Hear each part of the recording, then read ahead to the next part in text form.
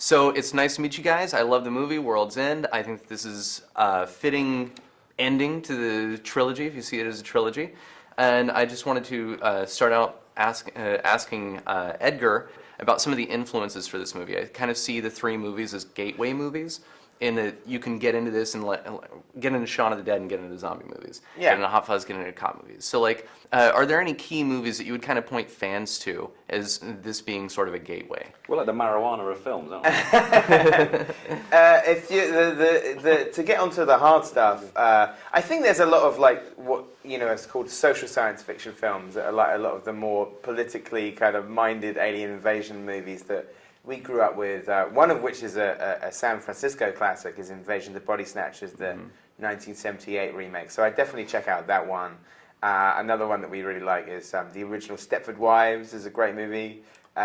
Village of the Damned, which is from 1960, is great. And there are a lot of like British ones that like were a big influence, like the Quatermass movies, like Quatermass and the Pit. So there's but a lot of those movies are so influential in and the literature, like John Wyndham and John Christopher and Nigel Neal, these writers who kind of ended up then inspiring like Doctor Who and all sorts of other things. So. And that's really early. One of the other influences that I felt in terms of literature was Douglas Adams. I don't know if that was something that was thought of on set, but especially with Martin Freeman in the movie, I was almost thinking like there's almost definitely in the tradition of that kind of British science fiction. We with the first two films we took what were essentially American kind of genres and gave them back with a very British spin, whereas the science fiction genre we've had a huge tradition of as well. So we were able to draw from our own experience of our own domestic output in that way. So yeah, it does have a great sort of Douglas Adams feel, particularly towards the end as well. So yeah. Especially with the I don't want to give it. Yeah. Sorry. So hold your tongue, Stripey Time. Well said. So with the soundtrack, how involved were you guys with the soundtrack? Very well. I mean, in the set that we put it together, like nobody else involved really. It's just people like kind of.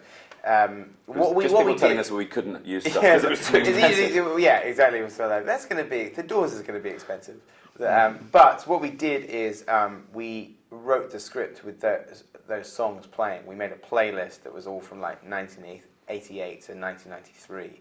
So whilst we were writing, we had those songs playing on a loop, and then a lot of the songs from the soundtrack made their way into the movie. If you read the script, there are points when it says such and such starts playing, particularly, for instance, there's a moment when Fool's Gold by the Stone Roses was always in the script for a particular moment from the very beginning. So we were perhaps more certain of the music we wanted on this film than in either of the previous two. Yeah.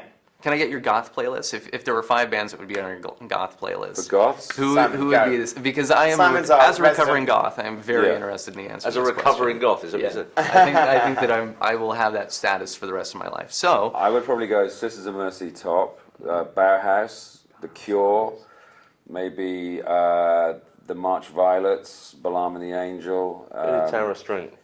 The Mission. The Mission. I would hesitate to mention The Mission or The Fields of the Nephilim just because I felt they were kind of... The Mission was a... What about modern goth? I don't know about that. I mean, like the horrors. The Moth. They're not goth. What about the Moths? I'm sort of out of touch with a lot of the newer stuff. All About Eve, that started to get a bit sort of glossy goth. Stuff like... that was mainly British goth. The Sisters of Mercy broke up in '85 and became The Mission and the Sisterhood. So the Sisterhood is a pretty good one. You could go on about this for a while. I will. I wasted time. I'm going to cut you off because I don't have much time. If you need any more information, just go on Gothpedia.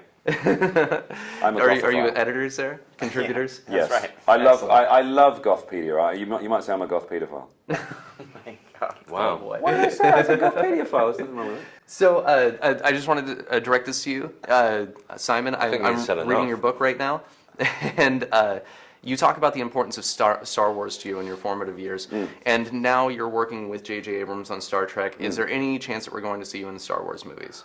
I hope not. I mean, I think I'd probably spoil it if I was. I think that stunt casting this movie would be a mistake, I think. And I think knowing cameos would distract from the big picture. And I would end up being one of those. People know my kind of my love of those films and know me as an actor. I'm in Star Trek anyway. I have a great allegiance to that. I really want to see JJ Star Wars, and I'd hate to sort of like walk on screen and think, oh, balls, it's not real. Maybe I'd like it's you my turn. to, if you were in it though, I'd like you to play Stormtrooper who walks into a door. Oh yeah! He's the best character. He's brilliant. Also erased in the prequels, right? They took him out, didn't they? Oh, if ever rewriting history, that guy. Maybe you can re-record the Wilhelm scream. So Nick, also in the book with Simon, you talk about the man love going on. What does it feel like to be the recipient of all that man love over the course of 3 movies? Oh, you're like a... I was going to say something terrible. Go on, Edgar. No, I'll stop It myself. can't, be, no, worse no, than, it can't be worse than Goth. It we was bad. all It need to was bad. Carry on. Well, I mean, it's very nice. Not only am I the recipient, but I'm also the giver. You know, it's... We take it in turns to be catcher and pitcher. 50-50, you know. Sometimes I'm a stone and he's the sponge and vice versa. But it's nice. It's nice to be loved. You're Be that very by a loved. man, by a woman, by a horse, by a big dog. The